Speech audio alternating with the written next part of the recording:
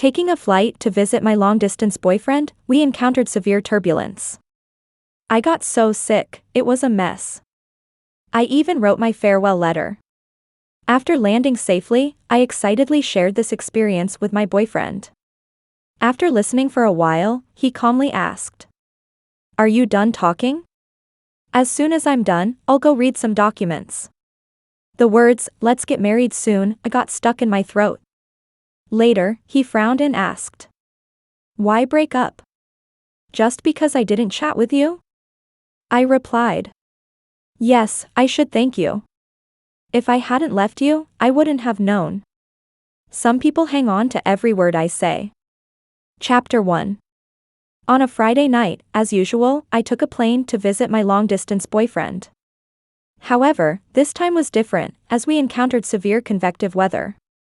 The plane was violently shaking at an altitude of 10,000 meters, even the oxygen masks dropped down. The sound of passengers crying filled my ears. Each jolt of the plane felt like death beckoning to me. I went through the most terrifying 30 minutes of my life. In despair, I opened my phone and hastily wrote a few lines of farewell, thanking everyone who appeared in my life. Thank God, the plane finally landed safely. At the moment of landing, all passengers were in tears of joy. This near-death experience was too dangerous, almost like a horror movie. Even as I left the airport, my legs were like jelly. A thought kept flashing in my mind, "Olivia, you narrowly escaped death, good fortune awaits you." By the time the plane landed, it was late at night. I called a car and went straight to my boyfriend's place.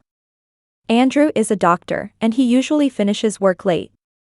We practically entered the house one after the other. We hadn't seen each other for a full 2 weeks, but when Andrew saw me, he just smiled faintly. As he changed and washed up, he said to me, "You should rest first, I have a few documents to read." I knew Andrew was very busy, seeing patients at work, reviewing medical records after work, and finding time to write articles. Normally, I would politely let him be. However, the recent experience was too harrowing, I had to share it with him. I threw my luggage aside, rushed into Andrew's arms, and began to pour out my heart to him. I told him about the pregnant lady sitting next to me, 5 months along, traveling alone. I had comforted her until she stopped crying. I also mentioned that my best friend had recently prayed for me. Maybe this turn of events was the Bodhisattva's blessing, and I must go back to offer thanks to the Bodhisattva. I cried and laughed, jumping up and down, talking for several minutes. Andrew, however, remained in one position, sitting on the sofa. He held me loosely with one hand and absent-mindedly rubbed the armrest of the sofa with the other. I knew he would do this when lost in thought. But how could he be so distracted when I was sharing something so important with him? I called out to him. "Hey, Andrew, I'm talking to you." He snapped back. "I'm listening." "Are you done talking?" "Once you're done, I'll go read the documents." Andrew has handsome features, but his character is always calm and distant. In our 4 years of love, I've hardly seen him show any emotional fluctuations. Even now, as I poured out my near-death experience to him, his expression remained unruffled. It felt like what I was passionately telling him wasn't my own first-hand experience, but a poorly made popcorn movie. My heart suddenly felt a chill. Trembling, I said, "Andrew, I was really scared on the plane just now." But Andrew had already stood up. He walked towards the study, leaving behind only, "As long as you're okay." "Okay, as long as I'm okay." Is that it? I had just experienced a life-threatening danger. I stared at Andrew's face, trying to find a hint of fear, worry, or compassion.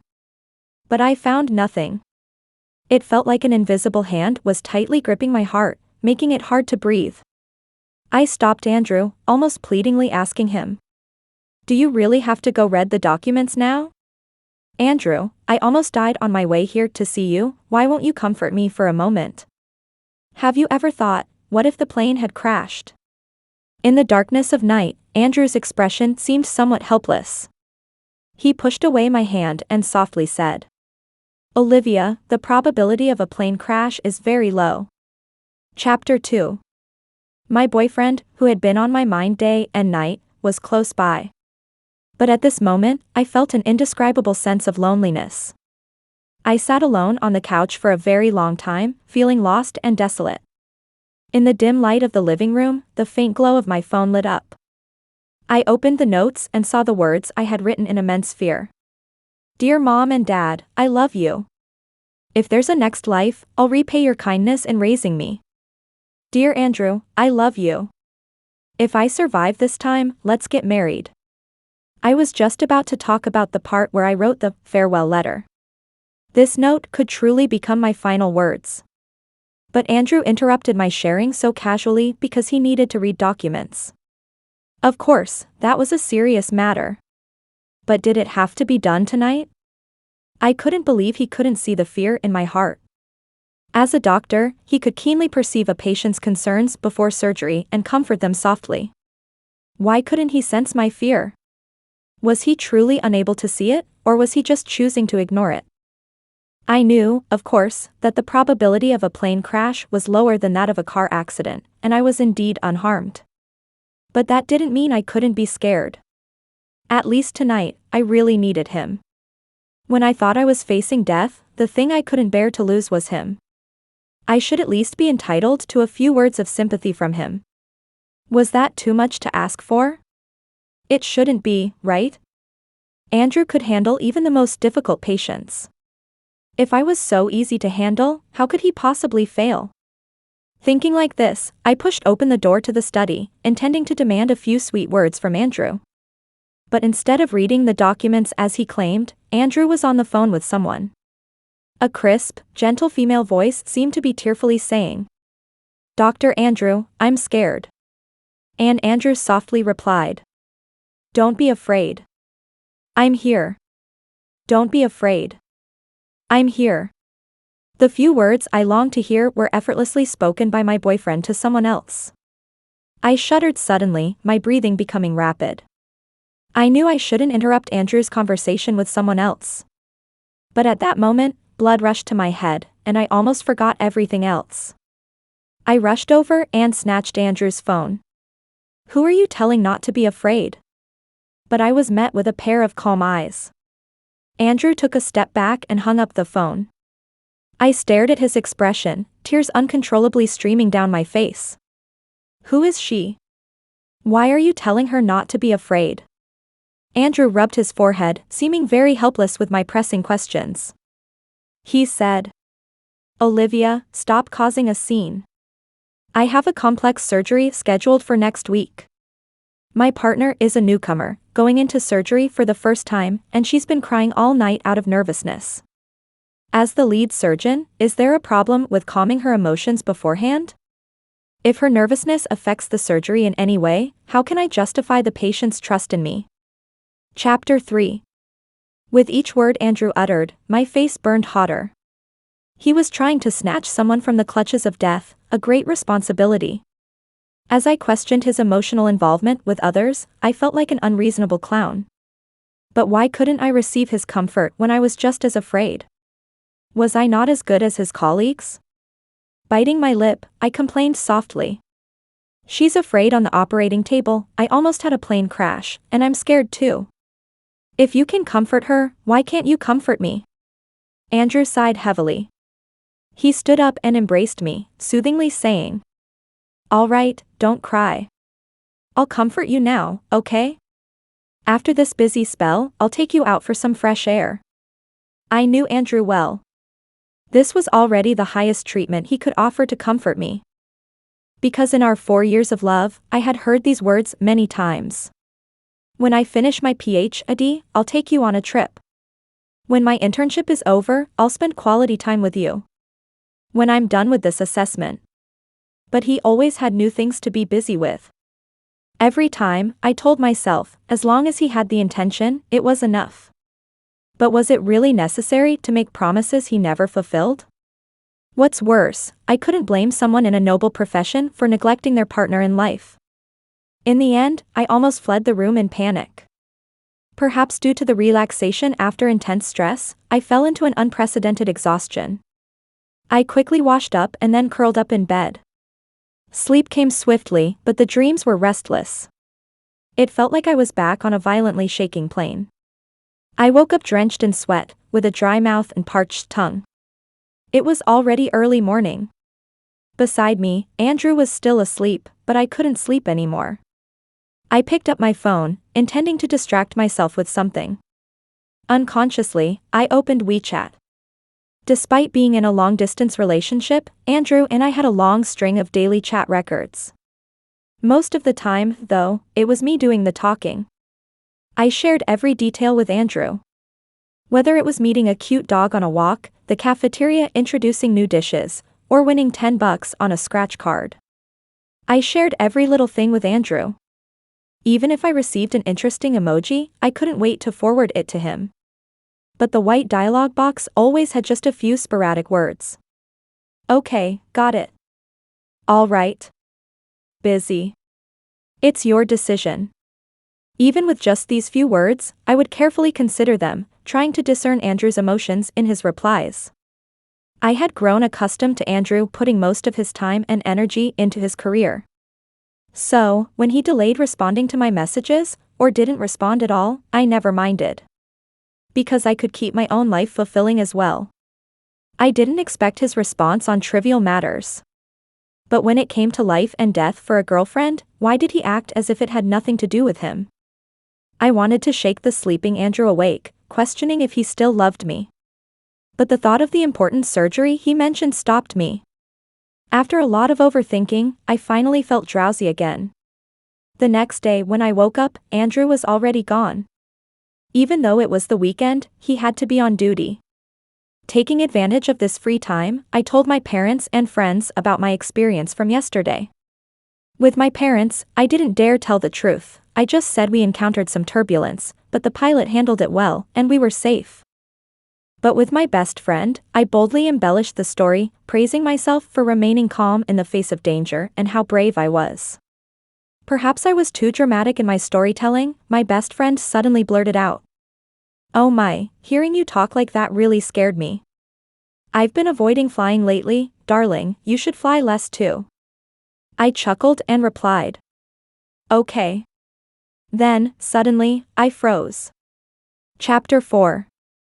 Over a year ago, due to changes in my job, Andrew and I started a long-distance relationship.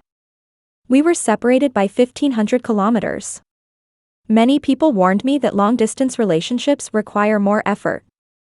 Since Andrew often worked weekends, I would fly back to see him whenever I had free time. So, how frequent were my trips really? I hung up the phone and opened the flight booking app. As I scrolled through the options, my brows furrowed. So far, we've been in a long-distance relationship for 15 months. I've visited Andrew 14 times. He's visited me 3 times. And one time was because he was on a business trip nearby. To travel from my place to his, I had to switch between 3 modes of transport, taking a full 5 hours. English, I endured the hardships of travel, but I never felt wronged. Because I always set out with anticipation. I've always been understanding of Andrew's hard work, so why couldn't he be understanding when I encountered danger on the journey, scared out of my wits? Was it too much to ask for a few comforting words? Just a few words, wouldn't take much of his time. I paced around the house in a turmoil, unconsciously ending up in front of the fridge. Andrew hadn't cooked, his kitchen showed no signs of use. But as I absent-mindedly opened the fridge, I froze once again. The refrigerator was empty, except for a lunchbox.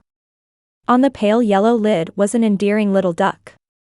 I had forgotten amidst my sorrow from last night that I had brought Andrew 4 zongzi. I had spent the previous night making them. It was my first time learning to make zongzi, and surprisingly, they tasted good. Excited, I had carried them over 1,000 kilometers to let Andrew taste them. As it was nearing mealtime, I decided to take the lunchbox and go to the hospital by taxi. I was quite familiar with Andrew's colleagues, but this time, I saw a stranger. Sitting across from Andrew was a girl with a lovely doll-like face. When she called out to Andrew, there was a playful lilt in her voice. I immediately realized she was the girl who had called Andrew last night, claiming to be scared. She had easily received Andrew's comfort. I tried to muster a smile for her. but my facial muscles felt stiff. Andrew also noticed me. He walked over to me with a neutral expression, introducing, "Phoebe, this is my girlfriend." At that moment, the phone on the desk rang. Probably some issue with a patient, the two of them hurriedly passed me by, heading towards the ward. I had grown accustomed to Andrew's neglect. Leaving the lunchbox on his desk, I took a stroll in the hospital garden. But upon my return, I felt my blood rush to my head. On the office floor, lay my little yellow duck lunchbox. 4 zongzi, 1 missing, 1 untouched, all spilled on the ground, inedible. I watched Phoebe frantically cleaning the floor with tissues, and Andrew sitting beside her, trying to downplay it, saying, it's fine, it's not worth much, you don't need to apologize." At that moment, a sharp pain shot through my heart. Chapter 5. For zongzi, even if bought outside, wouldn't cost more than 20 yuan. What can 20 yuan do in today's society? English, buying a cup of milk tea, taking a random taxi, or even buying a capsule toy from a gashapon machine on the roadside all cost far more than 20 yuan. So, these zongzi being wasted seemed not worth lamenting. But, I made them with my own hands. I traveled a long way to let my boyfriend taste them. However, they were casually knocked over by his colleague. I suppressed my anger and asked Andrew, "What's going on?" He awkwardly scratched his head and said, "It's my fault. When Phoebe handed me the lunchbox, I didn't catch it." It seemed like he really thought I was blind. In the past, I always put Andrew's feelings first. Whenever he felt slightly embarrassed, uncomfortable, or in a difficult situation, I would take the initiative to give him an out. But this time, I wouldn't. At this moment, I seemed more prone to anger. I don't know if it was because of these few unappreciated zongzi or because of my passionate but repeatedly ignored self. It felt like something changed from the moment I stepped off that turbulent plane. I ruthlessly exposed Andrew's lie. "When I walked in, you were clearly sitting in your own seat. Why would she hand you the lunchbox from so far away? Are you lying for her, afraid that I would blame her?" Andrew froze in place. He seemed to finally realize that I was angry. And Phoebe beside him timidly approached. "Olivia, the lunchbox was too hot.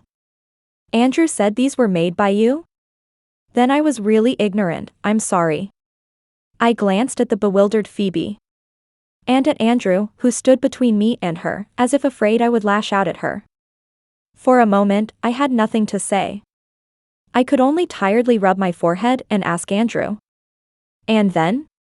Andrew might not have understood my meaning and instinctively replied, "Next time, you can make more for me to eat." It felt like a bucket of ice-cold water was poured over me. My voice already carried a hint of anger. "Next time? Do you know that it took me 4 hours to make these zongzi? And then I had to carry them, taking a 50-minute subway ride to the airport. Then go through security, board the plane, fly for 2 hours, and then take a taxi to your house. Do you not cherish them at all? Andrew, don't you need to apologize to me?" It felt like it was the first time I got angry at Andrew. As the words came out, my heart pounded. We've been in love for so long, and we've had conflicts before. But we never really argued. Firstly, because Andrew's emotions were too stable. Secondly, because I truly loved him deeply. But I didn't expect that he couldn't even sense my anger. He sighed and calmly said, "Olivia, I know you spent a lot of time coming to see me. But why do you exhaust yourself like this? Whether you come to see me or not, I'm here." In that moment, it felt like all my energy had been drained from my body. I stared at the man I had loved for 4 years. His calmness, rationality, tolerance towards Phoebe, all made my passion seem like a joke. Chapter 5. During my second year of college, I met Andrew in the library of the neighboring medical school. That day, he was sitting by the window. Wearing a clean white shirt, with handsome features and an extraordinary temperament. At that moment, the world seemed to quiet down. I lingered next to him for a long time, finally unable to resist moving closer to see what book he was reading. It was then that Andrew suddenly looked up. Our eyes met, and my heart almost stopped beating. From then on, I ran to the library every day. After many chance encounters, I gathered up the courage to introduce myself to him. Hello, I'm Olivia, majoring in Chinese at a university. In truth, I didn't expect him to remember me. After all, I had heard early on that he was the medical school's renowned study god known for his aloofness, and he had countless admirers around him. But that day, a gentle smile appeared at the corner of Andrew's lips. His voice carried a hint of indulgence. He said, "I know. The way you sneak peeks at me is very cute." After we made our relationship public, many people couldn't help but comment. That foolish girl managed to catch the idol doctor of the genius in a romantic drama, right? I believe in love again. After all, Andrew was the medical school's acknowledged handsome and intelligent school grass, while I was just an ordinary girl in terms of looks and talent. From the perspective of the average person, it did seem like I was reaching high. Because of this, I had some insecurities. However, I quickly realized that Andrew loved seeing me smile and enjoyed listening to me talk. Whenever I spoke about something with joy, his eyes would soften. Perhaps, more than serious exchanges with his classmates, he also needed my liveliness to add some spice to his life. Two seemingly mismatched individuals managed to weather the storms of 4 years together. Long-distance relationships are so difficult, but I persevered. However, at this moment, I suddenly lost confidence in this relationship. I always thought Andrew's neglect towards me was due to his innate aloofness and inability to express emotions. But could it really be true? He knew how to care for a colleague's emotions before her first time in the operating room. He would even take the blame for her mistakes, just because he feared she would be blamed by me, affecting her state before the operation. In reality, he had high emotional intelligence, knew how to interact with people, and had the necessary courtesy. It's just that he never showed these sides to me. As I clenched my fingers into my palms, I felt utterly exhausted. Yes, your method is good. From now on, I don't want to be so tired anymore. If I don't come to see you, your interactions with colleagues will be more harmonious, right? I knew my tone carried a hint of sarcasm. Andrew must have noticed too. For the first time, a hint of impatience appeared on his perpetually calm face. The room fell into silence for a long time before I heard him say, "The ingredients for Zongzi are not expensive. Why bother arguing with her? Her emotions weren't great recently. If this affects the surgery, it will be tricky." He truly, just like my understanding of him, analyzed the value of items, the probability of events, and then evaluated how we should react and the consequences of not doing so. But he intentionally or unintentionally ignored the fact that, at the very least, he should give his girlfriend the same level of respect as he gives his colleagues. Suppressing the intense pain in my heart, adjusting my breathing, I asked Andrew, "When do you get off work?" Confused, Andrew replied directly, "In 3 hours." That was enough.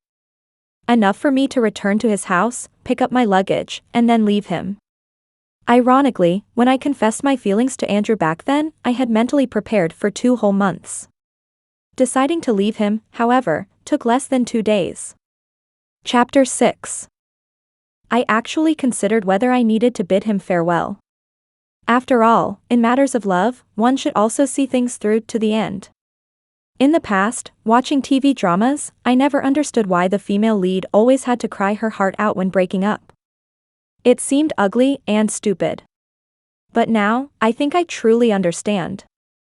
In that moment when I tried to completely extract my love for him from my body, tears were invaluable.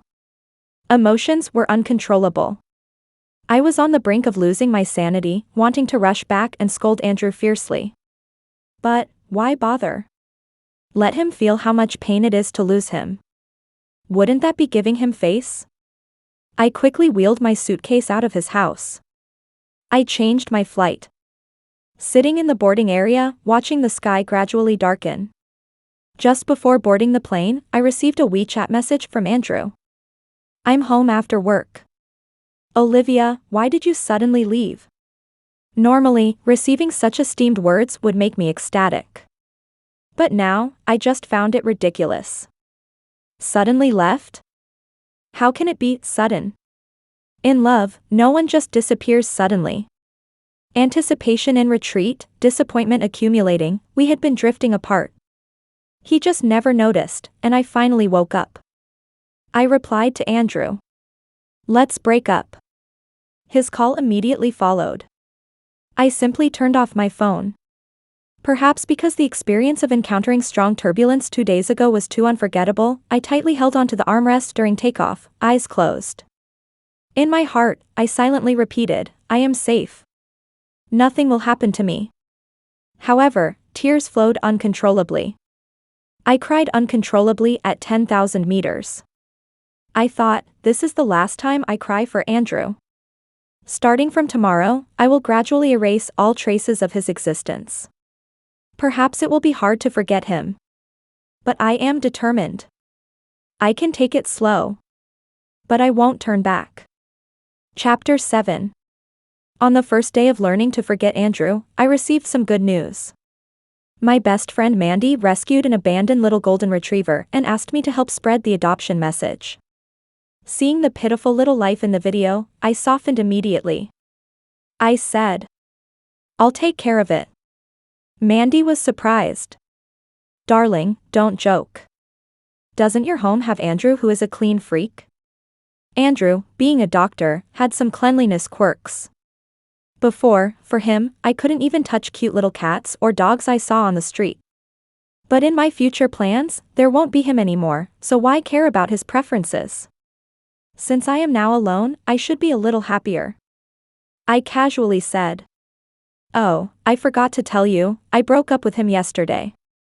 I was the one who broke up, but it was Mandy who was screaming in shock. After a while, she calmed down and asked me. What was the reason? I thought I was calm enough, but my voice still sounded tearful. He doesn't love me. In fact, I could find some evidence of Andrew loving me in our daily interactions. For example, in his first year of work, he gave me his salary card to keep for safekeeping. I was surprised and kept refusing, but he insisted on it. For instance, his WeChat was open to me. If other girls sent him ambiguous messages, he neither replied nor deleted the conversations. I saw it and felt a bit jealous. He would earnestly tell me that he had the confidence not to betray me. For example, when we traveled, he would carry my bag and didn't mind taking photos for me.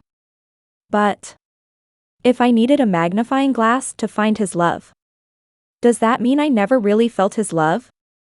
After listening to me, Mandy pondered for a while before saying, forget it, keep the little dog for a few days. If you and Andrew reconcile one day, I'll find a new owner. I couldn't blame Mandy for thinking this way. Because she knew how much effort I had put into my relationship with Andrew.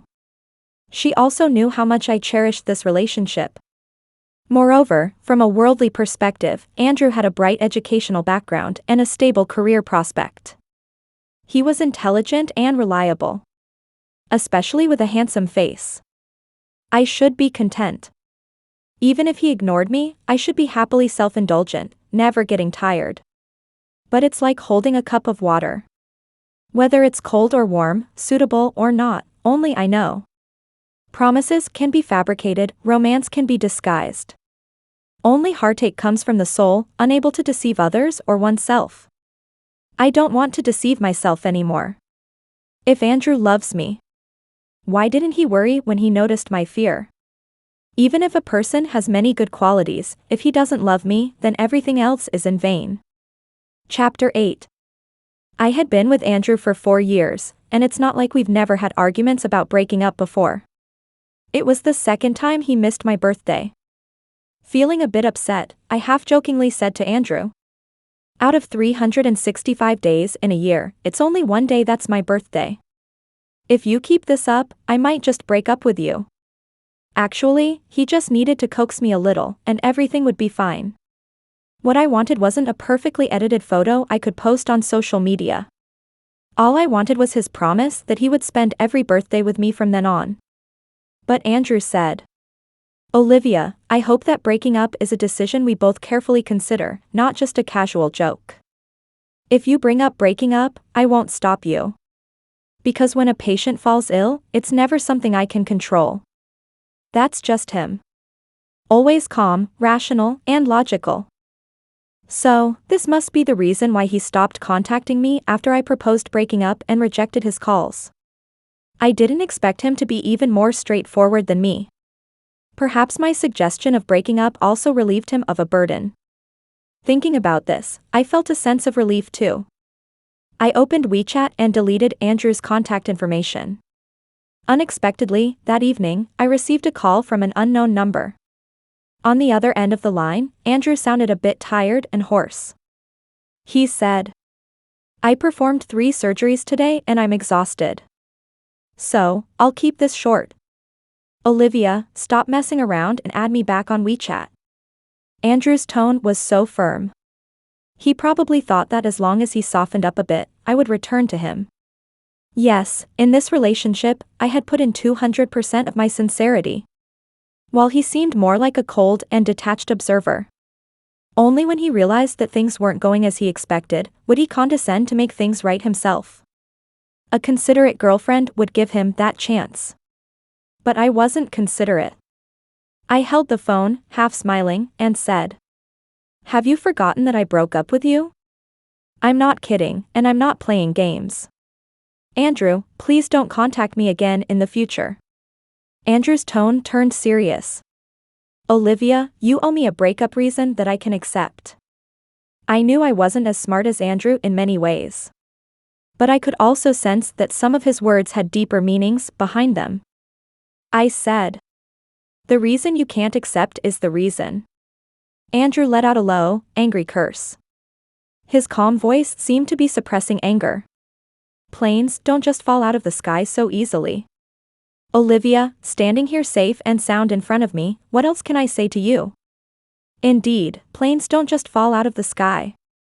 It's said that out of 1.1765 million flights, only one fatal accident occurs. And that flight that was turbulent due to air currents did indeed arrive safely. In the end, I stood in front of Andrew unharmed. But I truly experienced 30 minutes of extreme terror. I chuckled and said, "Should I not be afraid just because it's not likely to have an accident? Even if I know it's not that dangerous, as the person I intended to spend my life with, shouldn't you comfort my emotions? Even when Phoebe seeks your help, you comfort her. I've been so earnestly nurturing our relationship, why don't you even have a word of gratitude? You're just convinced that I won't leave you. But Andrew, you have disappointed me so many times, let me disappoint you once too. I will leave you. Because you do not cherish me." In front of Andrew, I put myself lower and lower. Finally, down to the dust. I truly made a mistake. How can he see me, covered in dust and so humble? When there's a mistake, it needs to be corrected. Ending this unequal relationship is a reasonable and rational solution. There was a long silence on the phone. I could almost hear Andrew's intense breathing. Right before I hung up, I heard him say, "Well, I'll change. Olivia, this time, it's my fault. Give me a chance to cherish you, okay?" Chapter 9. Andrew's tone was almost pleading, making my heart tremble slightly. But this was already the 4th day since I had asked to break up with him. In other words, while Andrew still thought we were in a romantic relationship, he waited a full 4 days before reaching out to me. It was truly surprising that he managed to contact me amidst his busy schedule. If I were to accept his apology, then what about all the times I had waited for him before? I shook my head and softly refused. "I'm sorry, my feelings for you are just that much. But you've been wasting them. After accumulating enough disappointment, you can't stop me from leaving." Only after experiencing a near-death accident did I realize what kind of life I truly wanted and what kind of partner I desired. I have my own education and job, capable of living a decent life on my own. What I need is not great wealth and luxury. All I ask for is a comforting response from my partner when I seek solace. On that terrifying night, I really hoped he could be there with me. But he wasn't. So, my heart was truly hurt, and it was beyond my control. The breakup withdrawal was more painful than I had imagined. For years of emotions had already been deeply ingrained in me, becoming an indispensable part of who I am. I would think of Andrew in countless insignificant details. For example, when I walked my newly adopted puppy and saw a beautiful sunset. I took out my phone to take a picture, only to realize later that I shouldn't share these moments with Andrew anymore. Or when my supervisor talked to me, promising a promotion and a raise, and mentioned that in the second half of the year, I could apply for a transfer to the city where Andrew was working. I thanked my supervisor, but I no longer needed that transfer. Even a week later, when I attended a classmate's wedding, the bride warmly greeted me, saying, "Olivia, I'll give you the bouquet later." She was one of the witnesses to my campus romance with Andrew. My smile froze for a moment, but I honestly admitted, "We've broken up." The bride hesitated for a moment and then said uncertainly, "But Andrew said he would come too." She pointed behind me. "Look, he's already here." My breath caught slightly. But eventually, I turned around slowly. Under the light, Andrew seemed a bit thinner. He stared at me intently, his eyes seeming to conceal some restrained emotions. It seemed unnecessary to skip a friend's wedding just to avoid an ex. I passed by Andrew without even saying hello. I quietly sat in my seat, snacking on sunflower seeds and chatting with the classmate next to me. After a while, someone suddenly sat next to me. It was Andrew. He had switched seats with the person next to me. As the ceremony was about to begin, I didn't want to argue with him at this moment, so I ignored him and turned to watch the ceremony. But he spoke up. He said he took time off specifically to fly over to see me. "I've thought it over, and there's no fundamental contradiction between us. So, there's a chance for reconciliation. Olivia, for years of emotions aren't easy to come by. You can't just say no and walk away, it's too childish." On the 29th day since the breakup, Andrew attempted to win me back for the second time. He remains as calm as ever. Even in trying to win me back, he sticks to facts and reasoning. Maybe he's right.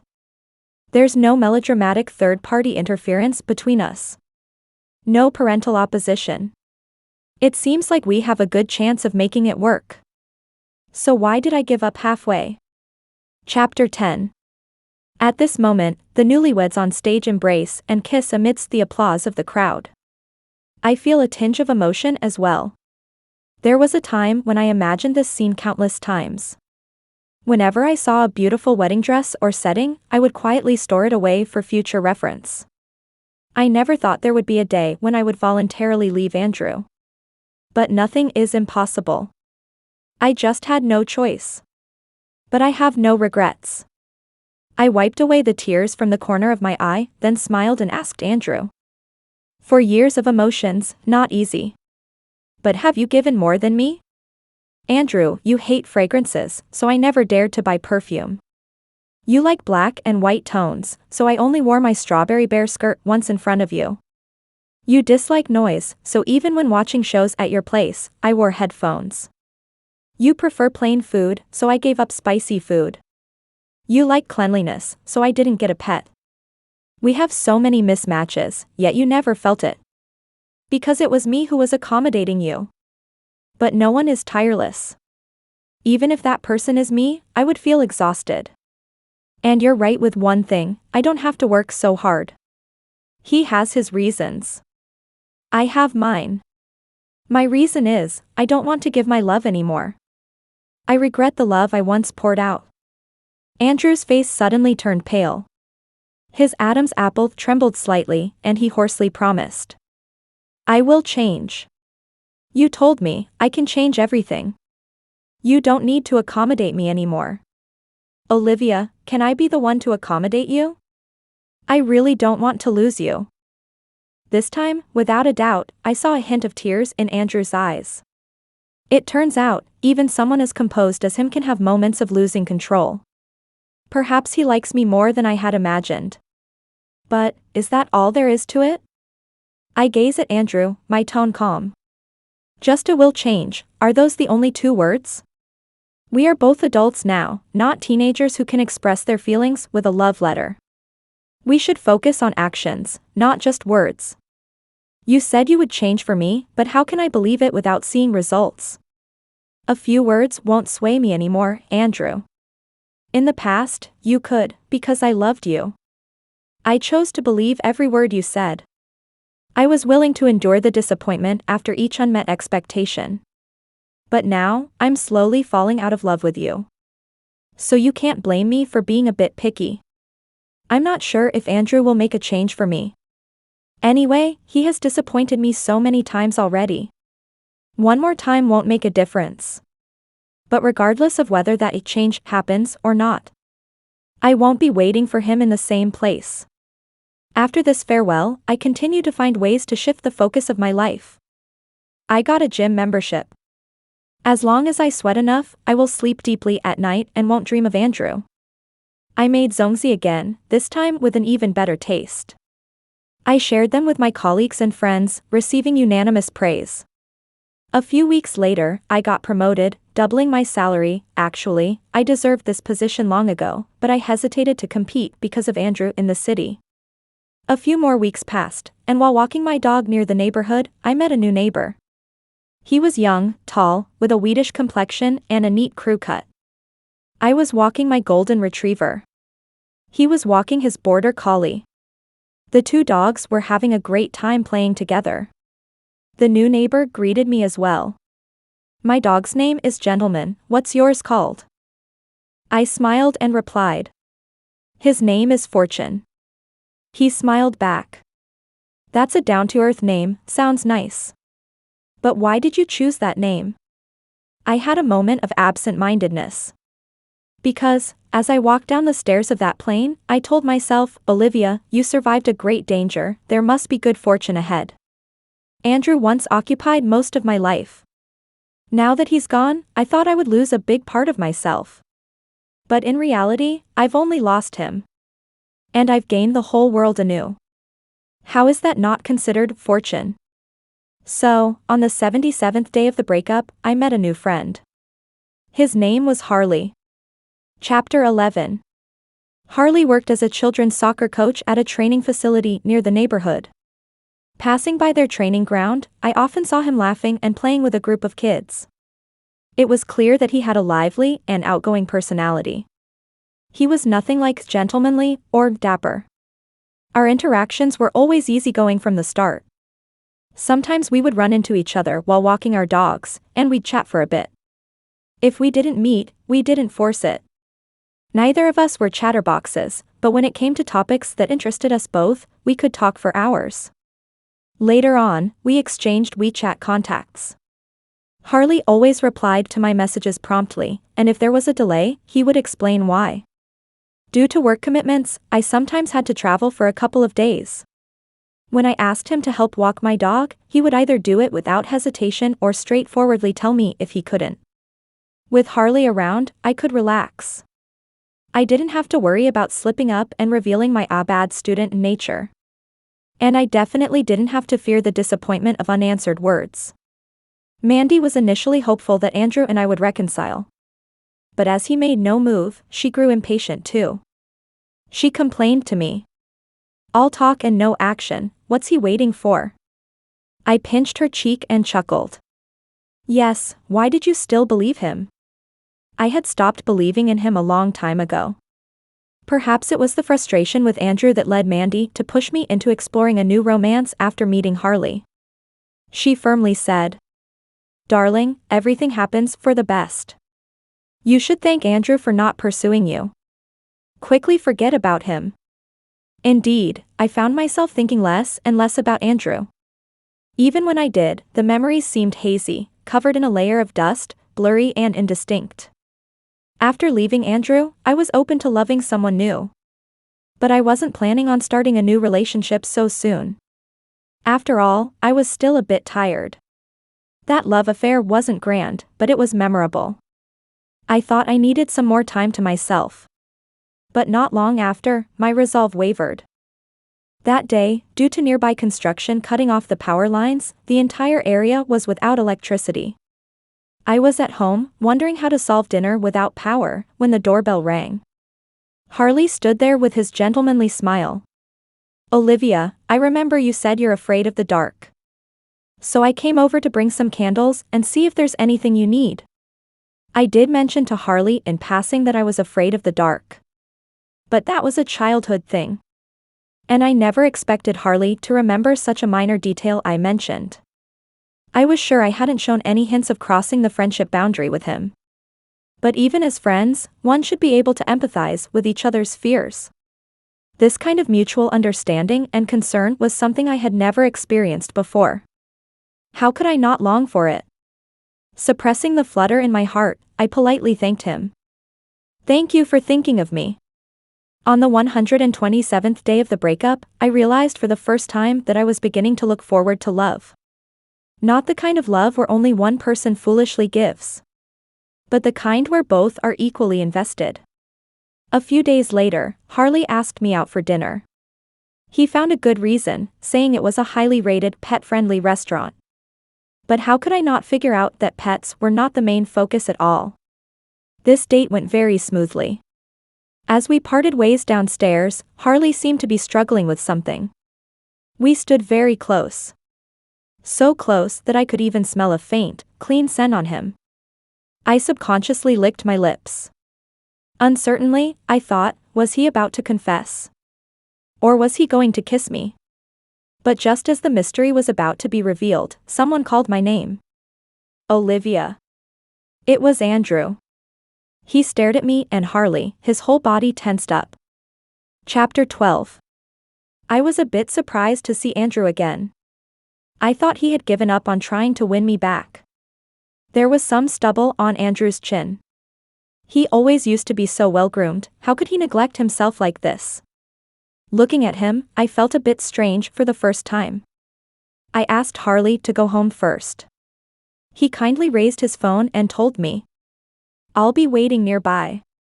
If you need anything, just call me." I softly replied, "Okay."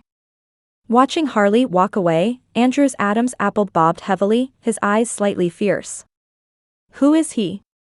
I honestly answered. "A potential romantic interest." Veins immediately popped on Andrew's forehead. "Olivia, we dated for 4 years, only broke up 4 months ago, and you're already getting into a relationship?" "Actually, we've been broken up for 4 months. I thought the days after the breakup would be very long and hard to endure.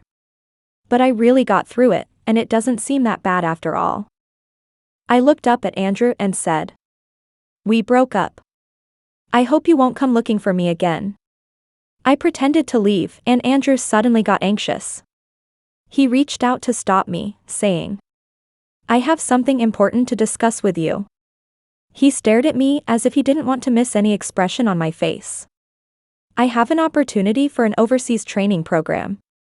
If you agree, I'll come to your city for a year of study. After my training is over, your job can also be transferred here, and we can live in the same city. You won't have to travel back and forth anymore. Olivia, you said I needed to make some changes to prove my love for you, and I have. Don't choose him, choose me, okay?"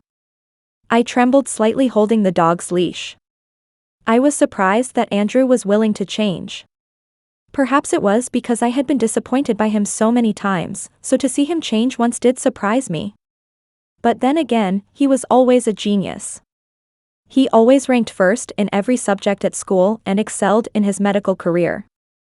Making sacrifices for love doesn't require too much technical skill. With his intelligence, it should be a piece of cake. For the sake of a relationship, when I take 99 steps, he should also take the first step. I taught him to take that first step. The rest can be taught slowly. But do I really have that patience? In teaching him, wouldn't I have to invest even more emotionally? And I am truly exhausted. By Harley's side, I don't have to worry about not getting a response when I act cute. I don't have to worry about my birthday being forgotten. I don't have to worry about being stood up on a date. I don't have to worry about being left behind while walking. I don't have to worry about my carefully prepared food being ignored. I don't have to worry that when I need a hug, he'll offer cold logical reasoning instead, telling me I don't need it. In the eyes of the world, Andrew is outstanding. One could even say he's at the top of what I could reach. If I were to marry him, perhaps we could have a marriage that others envy. But what I need isn't the envy of others.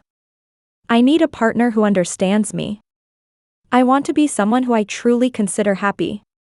Not someone others consider happy. I smiled and said very seriously to Andrew. How about we just let it go this time? But, next time, remember what I taught you. You can't disappoint other girls who love you anymore. Andrew's pupils contracted sharply. He seemed to want to say something more. But my little dog bared his teeth at him, causing him to retreat repeatedly. I smiled at Andrew and said, "Let me introduce you, this is Fortune. Because I feel happy leaving you."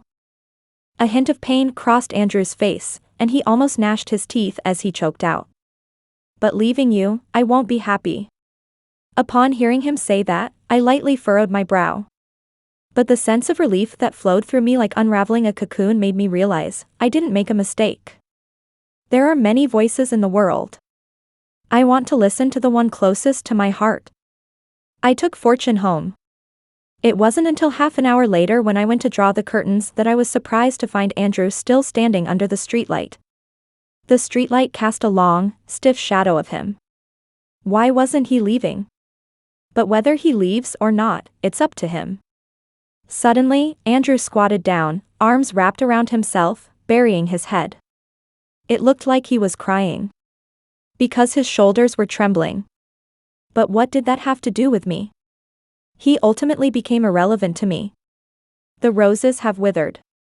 No matter how sincerely he waters them, I won't change my mind. Regretful? Definitely. How can there be no regret? I loved someone with all my youth.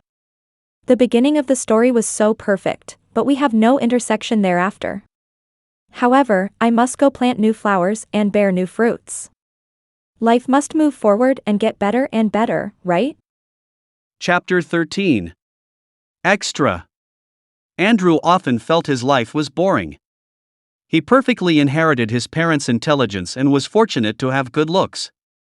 Therefore, studying, advancing academically, and job hunting all went smoothly for him. His life was like a steadily rising straight line. Others envied him. But only he knew, he found everything in life uninteresting. Until he met Olivia. Whenever he saw her, she was always smiling. However, Andrew didn't understand. She came from an average family, wasn't particularly beautiful, and had quite ordinary intelligence. Why was she so happy? But she was like a vibrant flower growing in the wild. Not particularly stunning, not even elegant. Yet full of life. That was precisely what he lacked. And, surprisingly, he found himself liking her a bit. Originally, he thought that being in a relationship was troublesome. Because he had seen his roommate in a relationship. That girlfriend was demanding, not only asking for a 1-month dating anniversary gift from his roommate, but also getting furious in public because his roommate got wrong the dress she wore on their first date. His roommate had a meal with a female classmate, and she was jumping mad. Andrew frowned repeatedly as he watched. Love was too troublesome. It was better not to get involved, in his opinion. That was Andrew's conclusion. However, Olivia was an exception. She was truly considerate. She was caring, accommodating, and obedient to him, as if she had no temper at all. When he was with her, he could be late for important appointments. He could refuse food he didn't like. He could tell her he didn't like a certain piece of her clothing. Just a little kindness from him occasionally, and she would be grateful. He really enjoyed this relationship. Seeing her constantly changing and tirelessly pleasing him, he even once thought about marrying her. The pressure from his chosen career was immense. In order to go further in his career, he had to invest almost all his energy into work. Olivia might be the most suitable for him. For someone like him, emotions were just a small part of his life. Or rather, they could be non-existent at all. He was confident about that. But what he absolutely couldn't have imagined was that she, who had always worshipped him like a deity, would quietly leave. The reason? It was such a trivial matter. At first, Andrew felt incredulous. Then came the anger. People fly on planes every day all around the world, why was she the only one being so anxious? Statistically speaking, she shouldn't have any problems at all. In fact, she was sitting peacefully in his house. So, what is the meaning of the comfort and consolation added by the boyfriend afterwards? The reason he comforted Phoebe was also all for the sake of the patient. But she left so decisively. She didn't even give him a chance to argue. Andrew thought about whether to just let it go. He had warned her long ago that breaking up was not child's play. Once broken up, he would not try to reconcile. If Olivia could leave him over a small matter, she could leave him over another small matter. He didn't have time to deal with that. But strangely enough, before she brought up the breakup, he could work without distraction, but after the breakup, he began to think of her all the time. Andrew was sure he was attached to her and unwilling to let go of this relationship. So he decided to fly to her city, say some soft words to please her, which was the biggest concession he could make. He never liked traveling, but for her, he could endure 2 hours of flight noise. But still, she was not appreciative. The usually gentle girl suddenly became sharp and articulate, making it hard for even him to resist. She even demanded visible changes from him. Andrew was a bit annoyed. He had gotten used to her always thinking for him, why couldn't she continue to do so? Andrew decided to put this matter aside for now. But he gradually realized that he couldn't focus on anything, not even his work. After learning about his breakup, Phoebe enthusiastically pursued him for a few days, but he was too indifferent, and she wisely gave up. The girl his colleague introduced him to didn't even catch his interest with a single glance. His colleague teased him. "Andrew, you have high standards. What kind of girl do you like?" Andrew was speechless. He once thought that he was indifferent to emotions, and Olivia wasn't that perfect either. Even if they broke up, it didn't matter. He could just find someone else who would love him wholeheartedly. But when he truly lost her, he was surprised to find that she was irreplaceable. So, let's change for her once.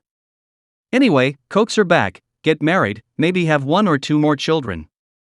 By then, she wouldn't leave him so easily. But he didn't expect that after just 4 months, Olivia would start dating another man. He had begged her so humbly. But she stubbornly said to him, "Let's just forget about us." Andrew ultimately didn't accept that overseas assignment. Because he thought, this girl would definitely regret it. Maybe in a few days, she would realize that the other man was nothing compared to him. After all, he wasn't as handsome as him, didn't have his high education, and didn't even have a secure job. Besides spending all day making her happy, there was nothing worth liking about him. When she comes back, he can overlook past grievances. But, he guessed wrong again. 6 months later, she had a wedding with that jerk. He really didn't understand where he lost. He even speculated whether she couldn't swallow her pride to ask him to reconcile. But at the wedding, she was so happy. Even her not-so-pretty face lit up. Perhaps roses nourished by love are always bright and dazzling. Although Andrew didn't come on his own, he was able to attend because of a big red envelope. He got drunk at the wedding banquet.